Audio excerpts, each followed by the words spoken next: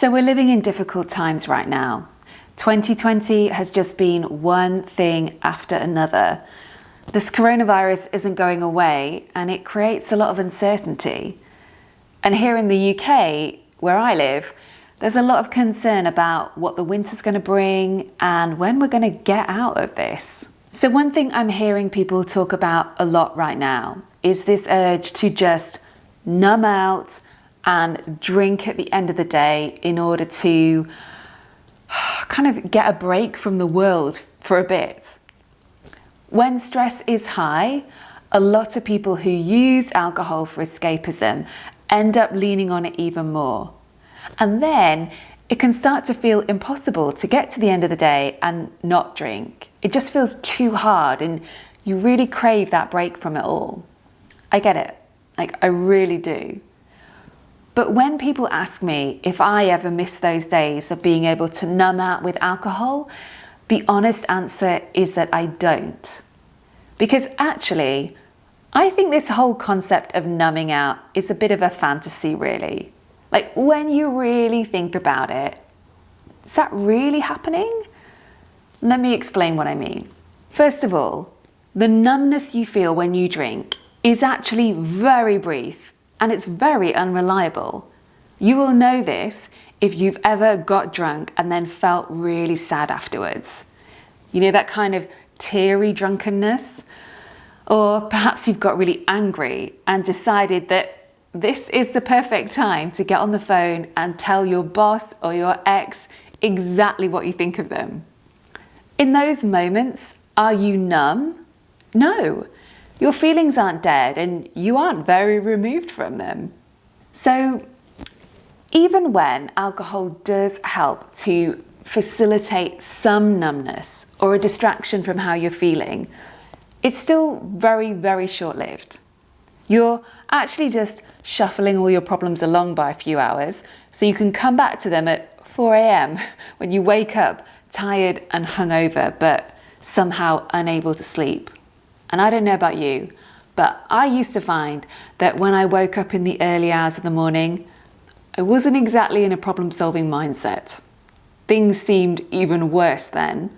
My problems hadn't gone away and I felt horrible knowing I now had a whole day to get through.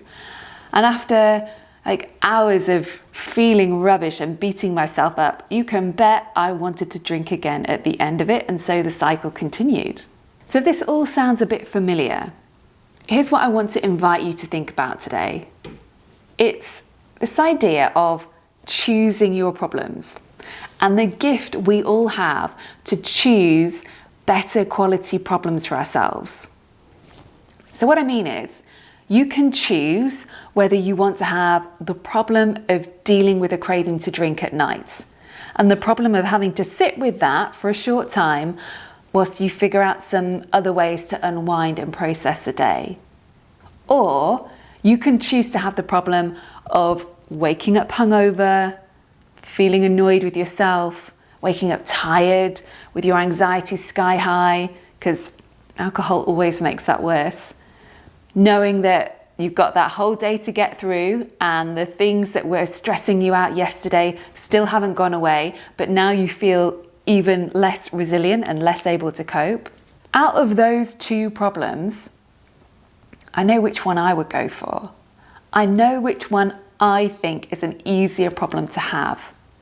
Because the kind of problems that you get with drinking, all those side effects, they never change. They never get better or easier to deal with. But when you choose the problem of sitting with a craving and having to find some other ways to cope with difficult times, well, that does get easier. Cravings last minutes rather than hours, and you can learn new ways of coping with life. It just takes a little time. I mean, actually, there are so many healthy ways to get a bit of escapism or deal with a bad day without drinking. And I'm not talking about meditation here, although that's good. You can binge watch Netflix, go for a walk, talk to a friend, do something that's just really absorbing and distracting.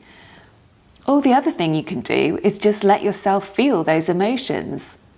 As a drinker, it never really occurred to me that such a thing was possible, but it is. We've been brainwashed into thinking that we shouldn't feel pain, but it's actually just part of life. And I found that I process emotions a lot quicker when I let myself feel it rather than trying to just escape it all the time. Repeatedly drinking to numb out is a bit like turning all the lights off in your house so you can't see the mess and all the things that need to be tidied up. Now, there's a little part in all of this that totally gets the logic in that, but there's a much bigger part that knows that isn't a long-term solution.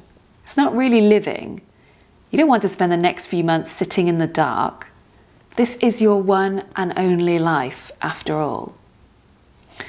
So, I'm Kate B. Please scroll down and let me know what you think about this in the comments. And I'd particularly like to hear from you about what you do in sobriety to switch off and get a break from COVID fatigue and the crazy world we live in right now. Let me know below, and I hope you have a great week.